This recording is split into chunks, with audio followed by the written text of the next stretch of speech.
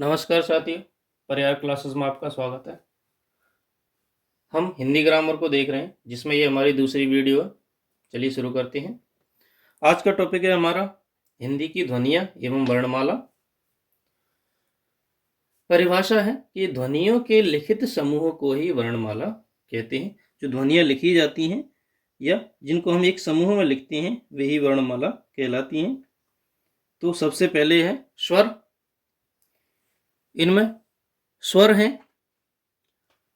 अ, आ, ई, उ, री, ए, ओ, औ। तो 1, 2, 3, 4, 5, 6, 7, 8, 9, 10, 11 स्वर दिए गए हैं यहाँ पे। फिर व्यंजन है। व्यंजनों में क वर्ग यानी कि क के 5 अक्षर क, ख, ग, घ, अंग। च के सभी अक्षर। उसी प्रकार ट का ट वर्ग, उसी प्रकार त वर्ग, उसी प्रकार प वर्ग। तो ये 5 वर्ग हो गए, क, च, ट, त, प, और इनके सभी 5 वर्ण हो गए। तो 25 हो गए टोटल। उसके बाद है अंतस्थ व्यंजन। अंतस्थ व्यंजन 4 होती हैं, य, र, ल और व। ये अंतस्थ व्यंजन है, याद करने के योग्य हैं क्योंकि इन्हीं में से पूछे जाएंगे। फिर ऊष्म व्यंजन है। ऊष्म यानी कि मुंह में से जिनमें से ऊष्मा निकले, जैसे श, श, स और ह।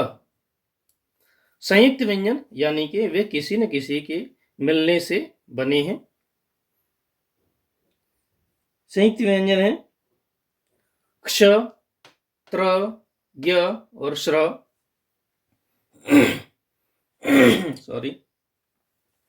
अयोगवाह है, एक तो अंग की बिंदी और एक विसर्ग। अनुस्वार और विसर्ग अयोगवाह होते हैं। अब लघु स्वर और दीर्घ स्वर भी होते हैं। तो अ छोटा ई, छोटा उ और री सभी ह्रस्व स्वर हैं या छोटी स्वर हैं, लघु स्वर हैं। और आ, ई, उ, ए और ओ ये सभी दीर्घ स्वर हैं।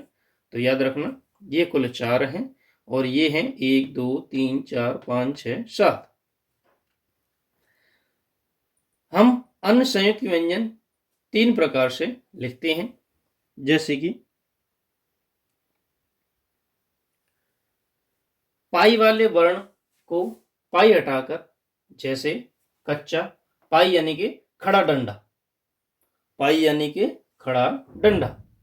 तो जैसे च में खड़ा डंडा लगता है तो पाई हटा दी, तो कच्चा, ग्लानी ऐसे लिखते हैं।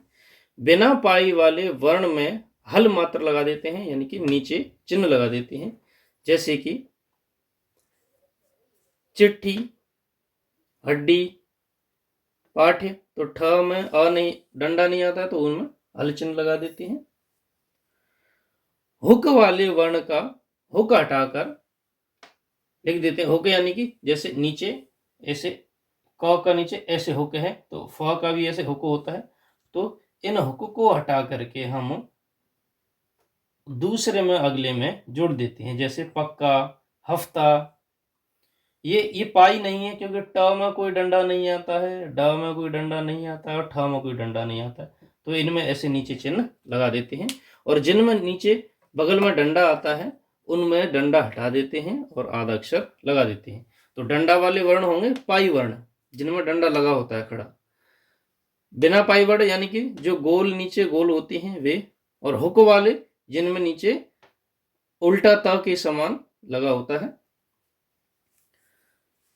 कुछ संयुक्त व्यंजन 2 व्यंजनों से मिलकर बने होते हैं, जैसे ट, ड, ध, ध, छ, घ, व्य, ल, हय, न, ये आदि मिलकर के बने होते हैं। इनको हम हल मात्रा लगाकर भी अलग लिख सकते हैं। ये कुछ अन्य वर्ण दिए गए हैं, हम इनका प्रयोग नहीं करते हैं, इनके स्थान पर इनका यूज करते हैं। ये सभी वर्ण देख लीजिए, इनके लिए ही बने हैं। ये जो आपने बुक देखी हो, रामायण की बुक देखी हो, तो उनमें सभी ये शब्द यूज होते हैं। संस्कृत में डायरेक्टली यूज होते हैं, हिंदी में यूज नहीं होते हैं। तो ये थी हमारी वर्णमाला। वीडियो को अंत तक देखने के लिए धन्यवाद। Thank you.